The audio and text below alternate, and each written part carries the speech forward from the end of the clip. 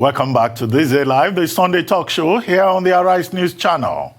I have with me in the studio Professor Bola Akintenewa, who will join us shortly, and also Yemi Adamolekun, Executive Director, Enough is Enough.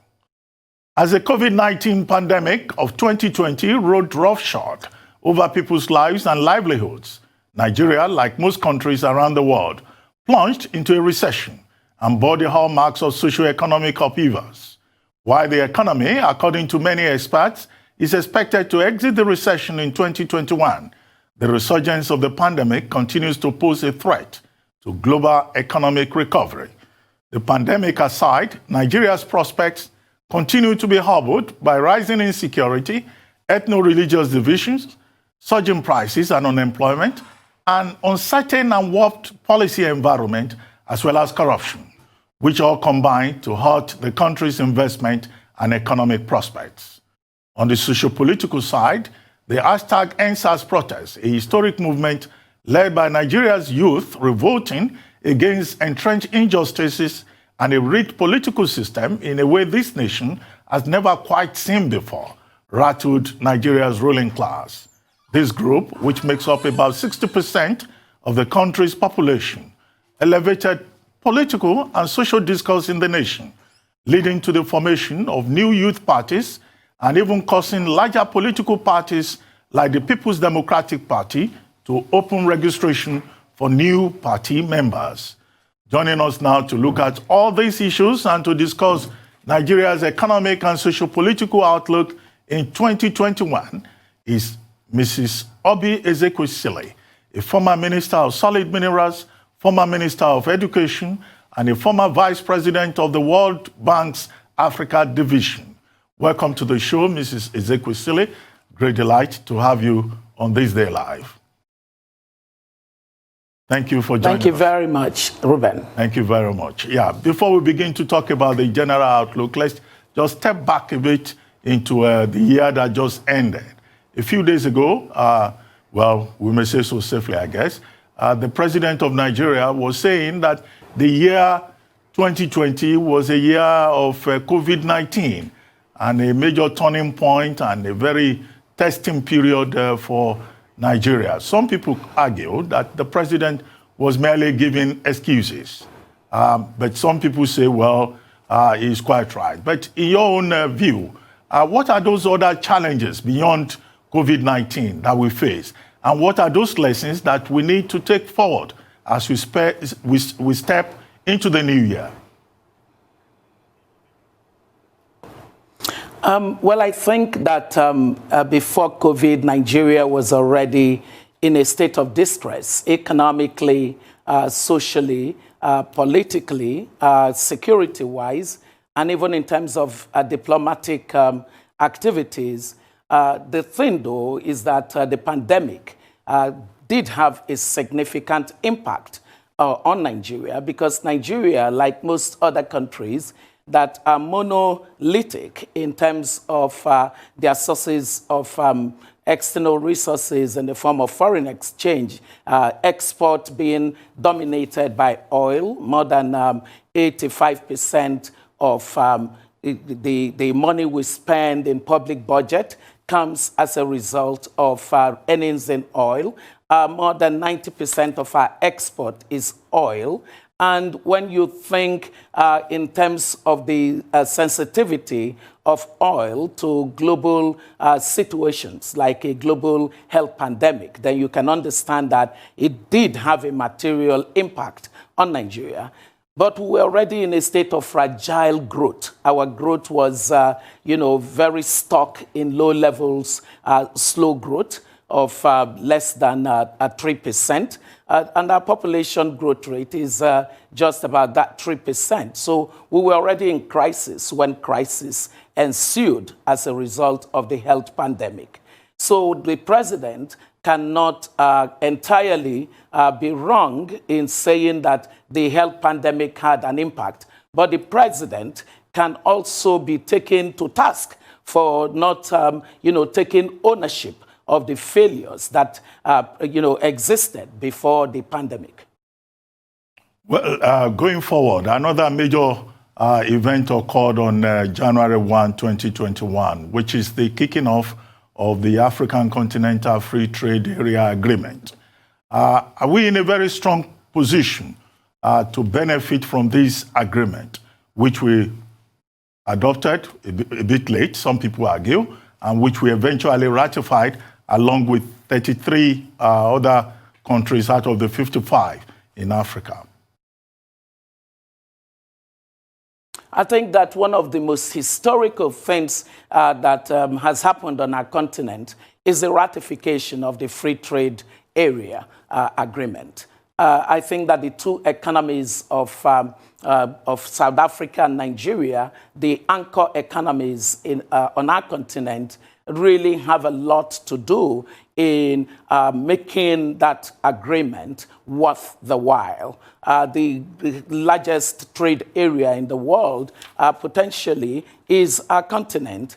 At the current pace of just 15% internal trade, that is regional trade within Africa, it compares poorly to the lowest around the world, which is Latin America at about 45%, Europe at 70% to 80%, as the case may be, North America at more than 50 to 60%, depending on which countries you're counting, and Asia at more than 55 to 60%. We at 15% have a lot of slack opportunity that we can translate to growth. But that's only possible to the extent that the two anchor economies, South Africa and Nigeria, would act responsibly. At the moment, when you think of the domestic policy environment within which these countries operate, you don't have much to be cheerful about. However, what we find more and more is that the private sector on the continent,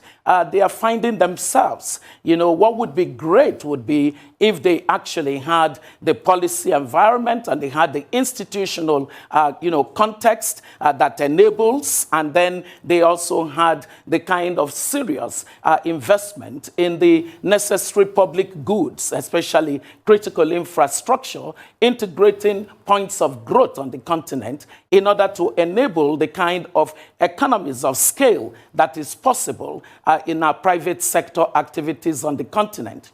An important point to make is that with the health pandemic and what it showed the underbelly of the failure of, or rather of the I think that it was the wrong approach of the world where, a particular center of economic activity became the dominant center of economic production. So that global production now became synonymous with China as the warehouse of the world. And then when COVID came, countries saw what that did to them. Therefore, now, post-COVID, what people are, well, I don't know about post-COVID yet, since we're entering another round of it. But, the lessons of COVID are really coming home. And one of those lessons is the fact that there's going to be more and more a deconcentration of global production systems. Many boardrooms are discussing this. What that means is that Africa does stand a chance to be an attractive destination of foreign capital. But that would only happen to the extent that we can get policies, whether they be macroeconomic policies or they be structural policies, if we can get them right and we can have the kind of low-cost environment that is possible through better institutions, better legislative, legal, and regulatory systems, as well as the provision of what I call critical infrastructure, as well as investment in the human skills and capabilities that global companies need. We would do well with the AFCTA. But at the moment, are we in a strong position as Nigeria, the biggest market in that union? I alluded to that already by saying that we have a policy environment that is not very attractive. I don't even have to say too much word on that. When you look at the way that foreign direct investment has thinned out over the years since 2015, you would understand that we do have a problem with attracting foreign direct investment, because our foreign policies became very unfriendly. Our environment for doing business became very unfriendly. And businesses are not Santa Claus. They are not Father Christmas. In the boardrooms, the kinds of conversations that go on are very empirical. Boardrooms don't listen to pleas by heads of state or presidents or prime ministers. They don't listen to persuasive language. They simply look at the data. They look at the numbers. In our environment today, inflation is almost 15%.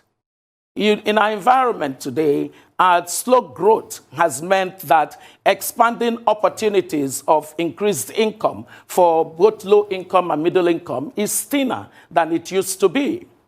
In our environment today, the unemployment rate at almost 25% means that, most households have people who are not working and therefore are not earning income.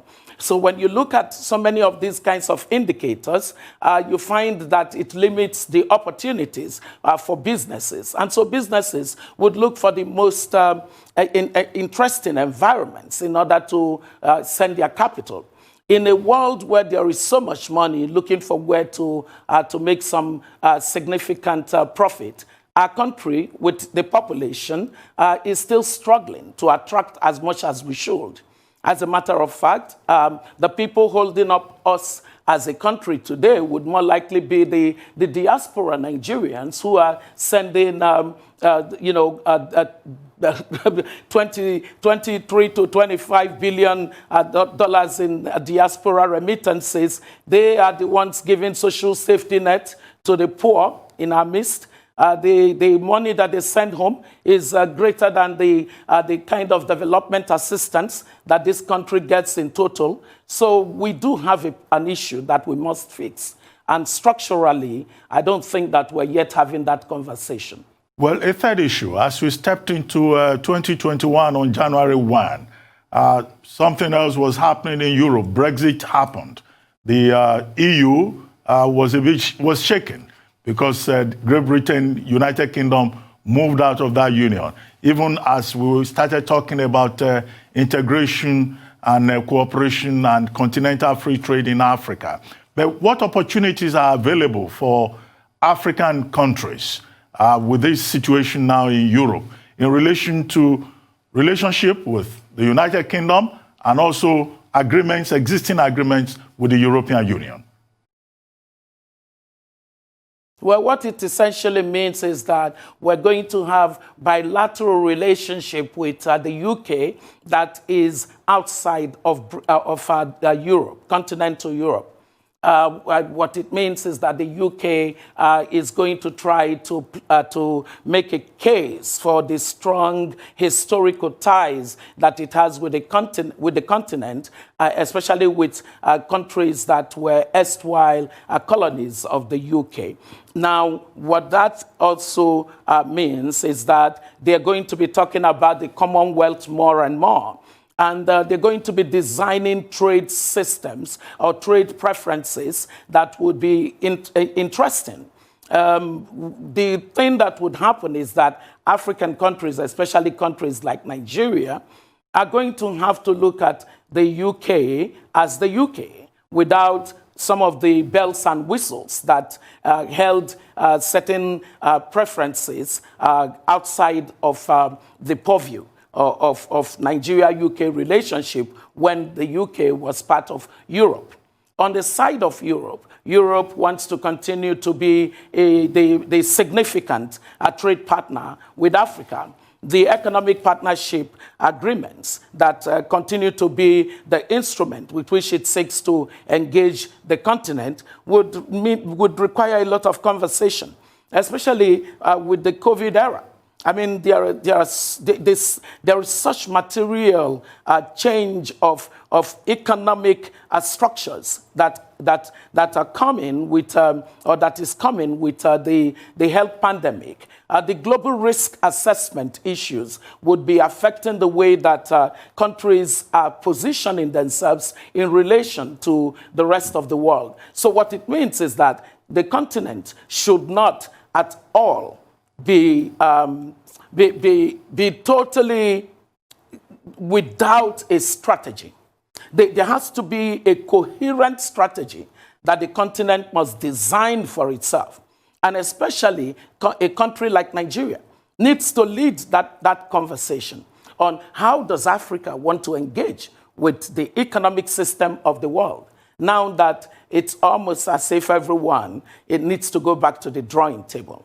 The kind of intellectual, engagement that this requires is something that we would need to figure out how we get. Okay, let's talk about the Nigerian economy. One of the issues addressed by President Buhari in his New Year message was the economy. And he was quite optimistic that his government will be able to turn around the economic situation in Nigeria. Government officials have also told us that within the first quarter of the year 2021, we should expect economic recovery based on the efforts of government. Do you share that outlook? What are your own projections? And do you think that Nigeria stands the risk of becoming a failed state, as argued recently by the Financial Times? Although I saw a tweet where someone said, well, this sounds like an editorial written by Ezekwesili. What are your thoughts? So in terms of the optimistic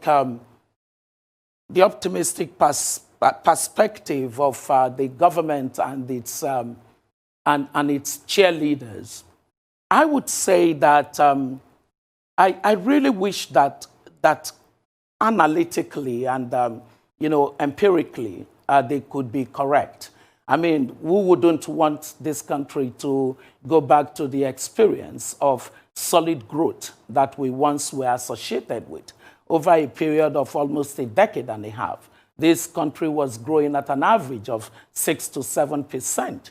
And then, come 2014, 2015, we saw that collapse in growth as a result of the exogenous shock of oil price collapse. But the greatest tragedy of the last 5 years of the country has been the fact that there has been poverty of ideas in terms of economic management. The economic management of this administration has impoverished, it has impoverished Nigerians, rather. It has impoverished many more Nigerians. The truth is that economic growth is not a complete answer to poverty reduction. But without economic growth, it is impossible to reduce poverty. And the only thing that we associate with the administration that is saying that this year is going to be buoyant for the country is poor policy, economic policies. Now, whether you think in terms of monetary policy, the truth is the central bank has become an extension of the villa, and that is problematic. You cannot have your monetary authority be so badly politicized in the way it currently is and have sound monetary policies. You look at the fiscal side of things, and you can see that because of inconsistencies, you see often that the targets that government makes for itself in terms of revenue, it never reaches it. And yet, when you look at the expenditure side of government, it's totally out of sync in terms of the kinds of value creation that you want to see in expenditure into human capital development, into fiscal infrastructure. So when you think in terms of the economy and what could make it grow, I would say if the government said to us today that they are going to deregulate the petroleum sector, fully, comprehensively deregulate the petroleum sector and make the president's office irrelevant in the decisions concerning that sector, I would say to you, we could stand a chance. Because, I mean, think of what deregulation, liberalization of the telecom sector did. It's a similar kind of principle. If the government said that it is going to face the energy sector and fully implement the spirit and the content of the Power Sector Reform Act and the reform plan that was available before he took office, I would say to you, we stand a chance. If the government says that it would make peace with the fact that market principles do work, and that China, that it takes pride in going to borrow money from, was a very impoverished country for as long as it stuck its neck in the woods of communism and socialism in the way that it looked at the matters of economic management. But that when China understood that market does work, and that when you do what you're supposed to do as government, as an enabler, and you allow the citizens, you allow the businesses to take risks and to take opportunities that are available because you have created a salubrious environment for them, it does lead to growth. That is how come China has, allowed more than 700 million of its citizens, or supported more than 700 million of its citizens to escape poverty. It does not happen by making a speech that I believe something will happen. Not even God wants us to behave like that. God wants us to make speeches. For example, there are so many people who would have made New Year resolution, but it would simply be wishful aspiration until they actually work their resolution. So this government has not shown evidence that it will work its resolution, because it has made these resolutions so many years now, and then we have seen it work in contrast to what it says that it wants to achieve.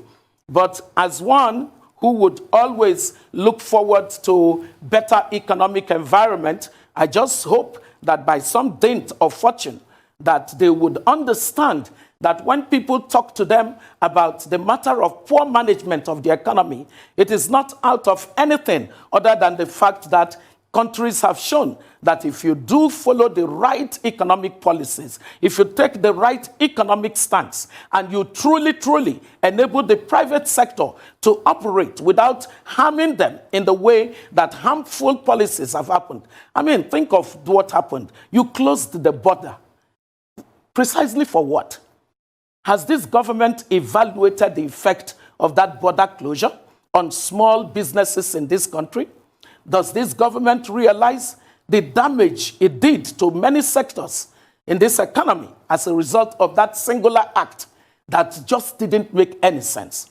It just, it was similar to what the president was saying that made us to get into a situation where he, in fact, ended up murdering the Naira.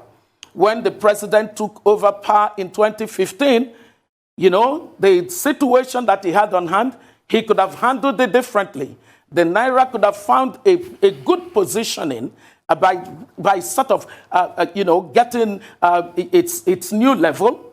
And then, because that signal would have been a clear signal to the private sector that politics was not going to drive pricing levels in our economy, the private sector would have adjusted, and we wouldn't have ended in a situation where foreign direct investment or portfolio money all escaped from our country and found a safer place to land. So, summary is Nigerians love to pray, but praying without, following up with action would not lead us far. So when we pray, we must add a line to that prayer and say, may God give our president and those that work with him the capacity to learn, the willingness to learn, and then when they learn, to act on that knowledge. Well, Mr. Ezekwesili, there is still that remaining part of my question about whether Nigeria stands the risk of becoming a failed state. I don't want to extrapolate for myself. So, the Financial Times, for example, they didn't speak on the basis of anecdotes. There are indicators that are normally used in measuring the status of nation states around the world. And so when you look at an indicator like the capacity of a nation state to maintain its territorial integrity, in other words, the security of the nation state, and how much of that integrity, that's territorial space it controls.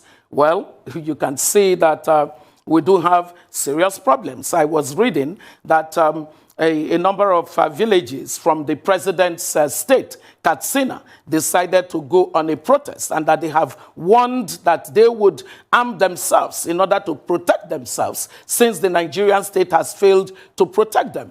That's an indicator. Another indicator is the indicator of economic paralysis, economic crisis. Well, you have seen how stuck in low growth or recession. We've been moving from low growth recession to low growth to recession. So that's an indicator.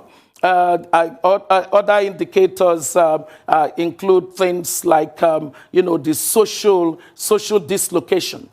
We do still have a large number of our people who are in the camps, the IDPs, the internally displaced people's camp. That's an indicator. Another indicator is actually the lack of social capital. When social capital is eroding badly in a nation state, and there is so much fragility around the relationship amongst its constituent parts, that's an indicator.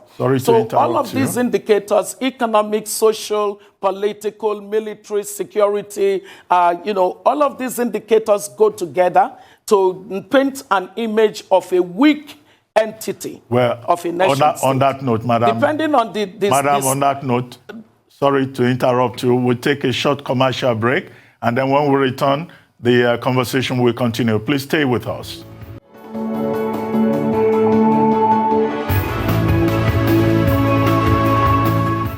Welcome back to This Day Live here on the Arise News channel. Still with us is Mrs. Obi Ezekwesili, former Minister of Solid Minerals, former Minister of Education, and former Vice President of the World Bank's Africa Division. Thank you for staying with us, Mrs. Ezekwesili. And sorry, I interrupted you. We needed to take that commercial break. And you were talking about the indicators of the fragility of the Nigerian state. If you may just conclude your thoughts on that before we move on.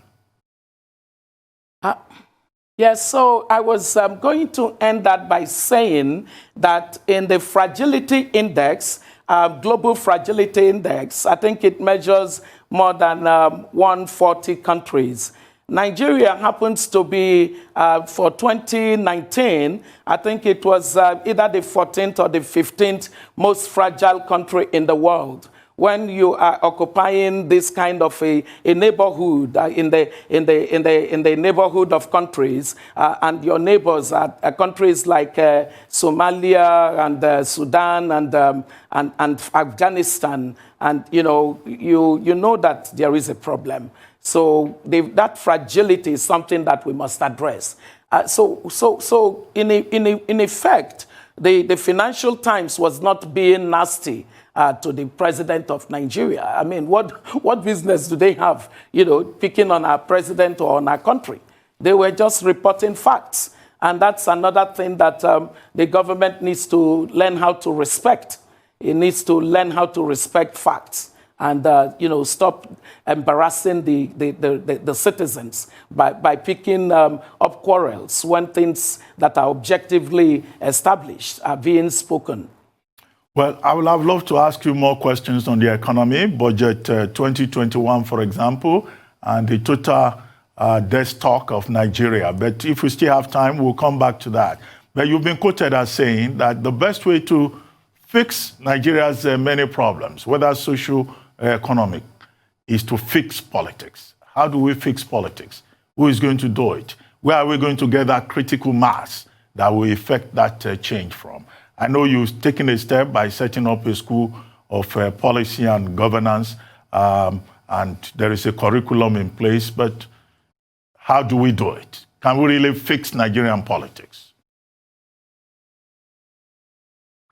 So, you know, what is sea change from where I used to be? Where I used to be is where most policy people always find themselves, which is that we always sort of thought that, oh, you don't need to worry about the politics. Just leave the politics alone to the politicians and face the policy. Once you get policies right, everything would be fine. Well, it turns out that we're wrong. The time that I spent at a fellowship in Berlin was to interrogate the nexus between politics of countries and their economic performance over the years and throughout history. And one thing that was very clear is that the quality of politics of any country determines its governance and therefore determines its economic performance.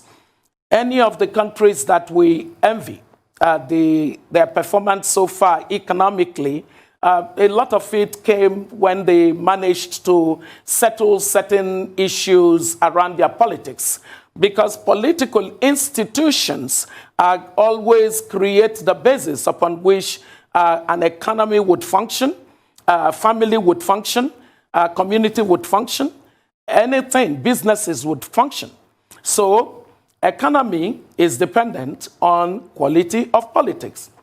When I looked through the research at what was going on in Africa, it turns out that Africa's own brand of politics or Africa's own brand of democracy is what I call the monopolistic democracy.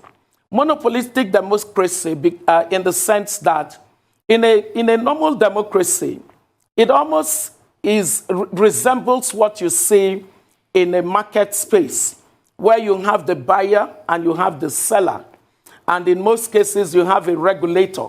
So if you took something like telephone services in Nigeria, you've got all of us who have got cell phones who are the buyers. And then the network providers are the sellers. And NCC, the regulator. Now, in our democracy, we, the voters, are the electorate. The political class and the politicians make up the supply side. We are the demand side in politics when we're voters. And INEC and the judiciary and the rest of them, political institutions that have any role to play, are the regulators. Now, when politics is working well, Dr. Abati, what happens is that you get outcomes out of the politics that are favorable to the demand side of that democracy, that is the electorate. In most of Africa, unfortunately, the demand side does not benefit from its politics. The people who benefit from Africa's politics are the politicians, that is the suppliers of politics, benefit from it. So it's monopolistic. The influence of the electorate is almost absent. The regulator is totally disempowered because their power is whittled down by the overriding, occupation of the democratic space by the supply side, that is the politicians. If you're going to change this, and that's the question you asked, how do you change a thing like this? If you're going to change this, the research says that you must emerge an empowered electorate. 1. 2, you must build a new political class that is value-based. And 3, you must push for a regulatory change, that is a regulatory context change. So your reform of INEC, the amendment of the Electoral Act, a new constitution, that, really has provisions to enable proper democratic accountability and the rule of law. So when you do these three things simultaneously, you then find a systemic and structural change of the politics of countries. That is why for fixed politics, we are doing things that would enable us emerge an empowered electorate. We're doing things, you talked about the School of Politics, Policy and Governance, to enable us build a new political class of citizens who would run for public office, but on the basis of values and on the basis of competencies and skills of policy and the capacity to build systems of governance. And then we also have a strong push for public engagement to ensure that we do get a new constitution and that we do get an amendment of the Electoral Act in a way that enables the right kinds of political outcomes. So these three things that I spoke about, we call them the triangular pillars of democracy, which must change in order for us to fix politics. And specific to your question as to who would do it, number one, you have to know that the political class will not do it. They have no incentive to change a status quo situation that is useful to them, that has no consequences. And then the regulatory pillar cannot do it. They are not empowered to do it because they are they are lackeys of the political class. So it leaves you with only the electorate. And out of the electorate must emerge a certain segment of the population that can do it. And I often say to the middle class to stop the complaints. What do you want our low-income class people to do? If all the middle class does in this country is to just complain, it is time to act on the complaint. And that's why the middle class, made up of about 125 of us who make up what we call the work-study group of fixed politics, are pushing these three pillars that are triangular pillars of democracy so that through the tripod actions, we can systemically begin to the journey toward addressing our very distorted political environment. Well, I may assume that all of these strategies will require a displacement of the existing order. But the reality we have in Nigeria is that the existing order is very resilient and could fight back, could resist. Take, for example, the NSAS protests in October, and with all the promises about meeting the 5 demands, and even in the president's New Year message, he talked about commitment to those 5 demands. But just within the same period within which the president was giving that assurance, young persons who went onto the streets of Abuja to ring in the new year with a protest, they were arrested, they are detained, they were detained, they are still in detention as you speak. So part of your strategy, does it consider measuring that resistance from the existing order? Well, you see, there is nowhere that we have seen change happen without the resilience of a segment of a country's population to act regardless of the oppression that may be against it. And that's why we must all applaud the resilience of Yele Sowore. Yele Sowore, some people are not fair to him in dismissing his advocacy. I don't dismiss it at all. Every society needs a Yele Sowore. And all the members of the NSAS movement and all other groups that consistently advocate for a good society. The truth is that the only pillar that has the motivation and have the right incentive to push for change in this society is the citizens pillar. The citizens pillar they occupy the office of the citizen. Our current political class, they know they are not going to overwhelm all of the citizens. Right now, they sort of feel like citizens don't care enough, and therefore they can continue to carry on the way they do. But I dare say to them that that is a very responsible way to look at things. It would do the president good to ask that Yele Sowore and these other citizens that were imprisoned for merely protesting. Everybody in a democracy has a right to protest. The truth is that that right to protest can never be taken by anyone. The president would think of, establishing many more, cells, because if he continues to keep Yele Sowore, then his speech would mean nothing to anybody.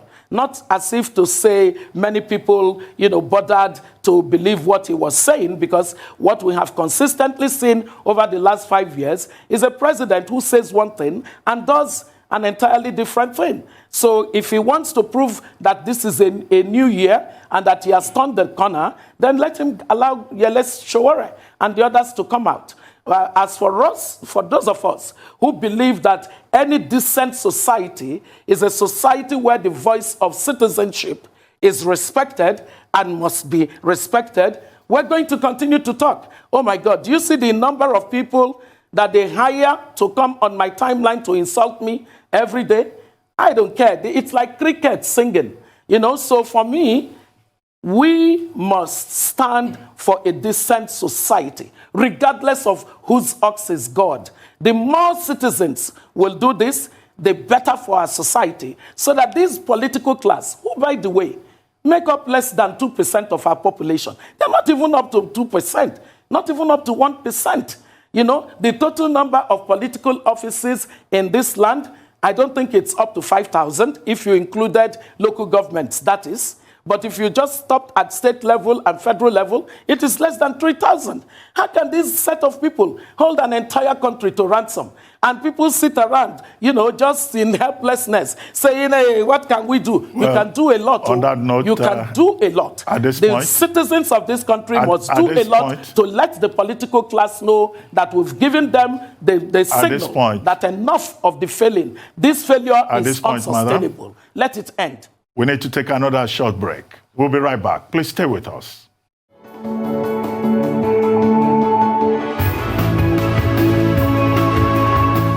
Welcome back to This Day Live, the Sunday talk show here on the Arise News channel. Still with us is Mrs. Obi Ezekwesili, former Minister of Solid Minerals, former Minister of Education, and a former Vice President of the World Bank's Africa Division. Mrs. Ezekwesili, thank you for staying with us.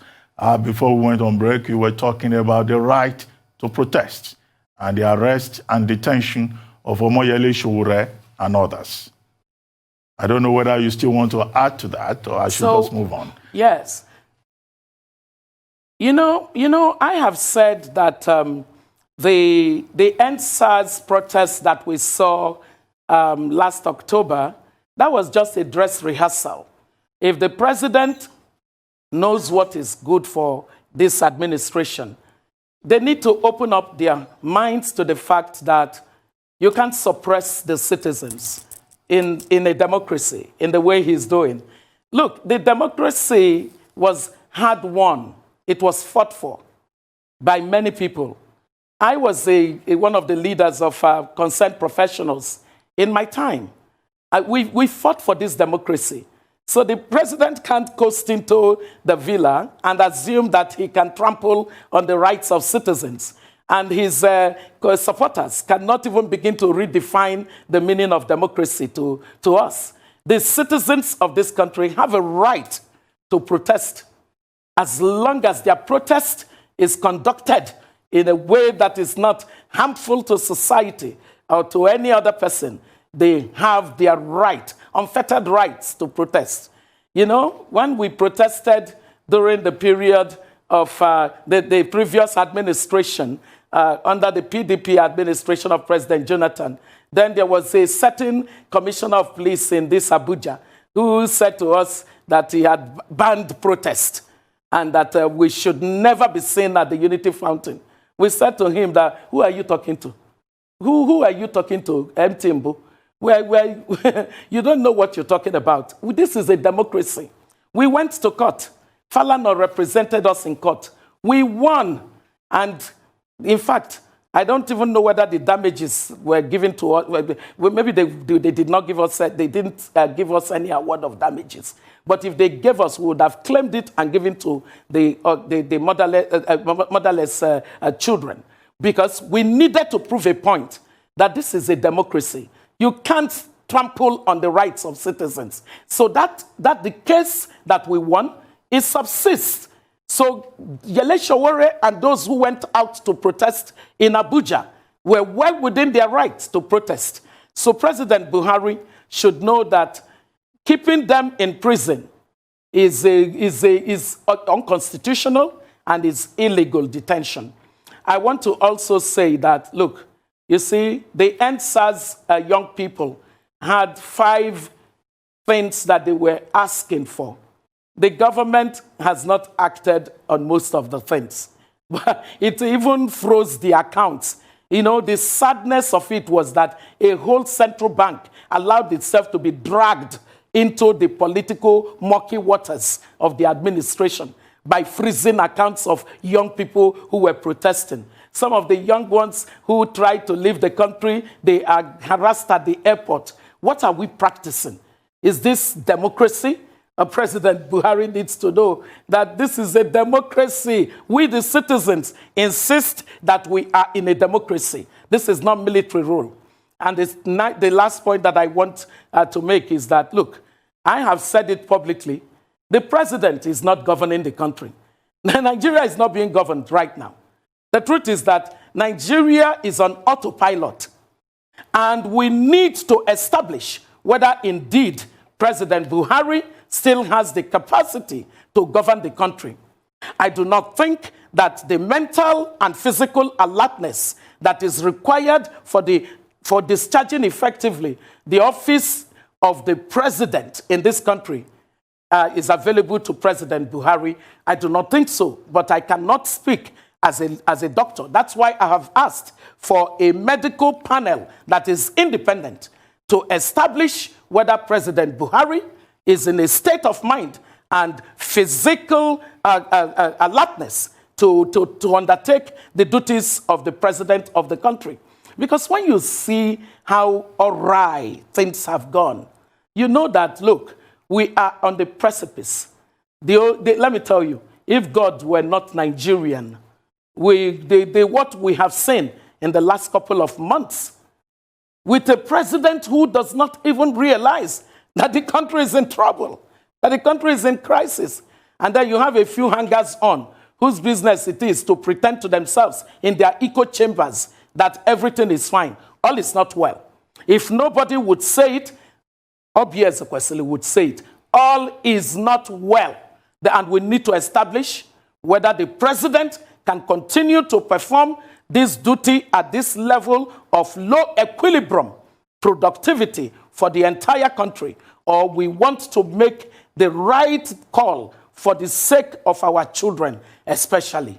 Well, Mrs. Ezekwesili, we have just about 3 minutes left. But the same president has promised a budget, and he says he will deliver a budget of economic recovery and resilience. He has also assured young Nigerians that they will be a major priority in 2021 and beyond, and that the 5 demands of the NSAS protesters will be completely acceded to and implemented faithfully.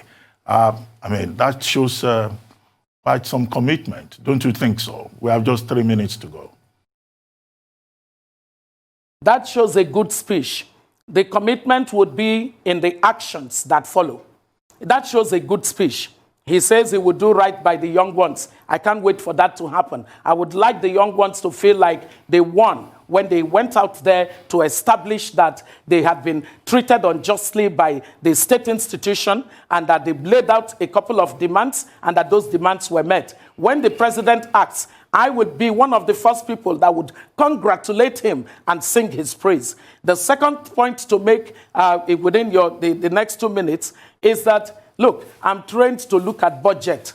That budget, all you need to do is to go back to the previous budget and ask what happened with it. If you have a budget that more than 70% of it is going toward your running cost of government, and you are basically depending on borrowings or accidental income to tackle investment in productive assets, as in roads and other things like human capital, then you know you're in trouble. Look at the debt level. We are at $85 billion of debt. The time that I was in government, just $38 billion of debt, and we couldn't sleep because it narrowed the fiscal space for us to invest in the things that are critical for economic growth. When you have this kind of a budget and you call it whatever title you call it, the truth is that my father always said that a hood does not make a monk. So the title of the budget does not the budget make. What we're going to wait and see is for the Minister of Finance to show us the budget performance of the previous year so that we can then use that as a basis to determine the level of optimism that we're going to have concerning 2021 budget. But all in all, Ruben, I wish Nigerians the best. The greatest joy that I have in life is that Nigerians are just irrepressible. The truth is that, look, the private effort of Nigerians is really holding up this country. Government, as a matter of fact, it's almost like I should say to government, just stay out of the way so that our children, with all their talents, look at them in the creative sector, look at them in the technology sector, look at them even in small businesses, look at the women who just struggle to make a living in order to give household some food. They do all of this with government that bumbles along.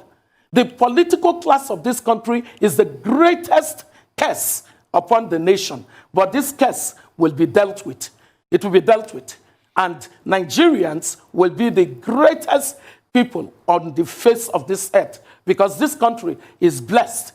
But we have been cursed by the kind of ruling class that we have. But their end is very close. So let nobody worry. Well, God Almighty will deliver us. I wish all of you a happy new year. Same to you. Thank you very much, Mrs. Ezekwesili, for joining us on Thursday Live, the Sunday Talk Show.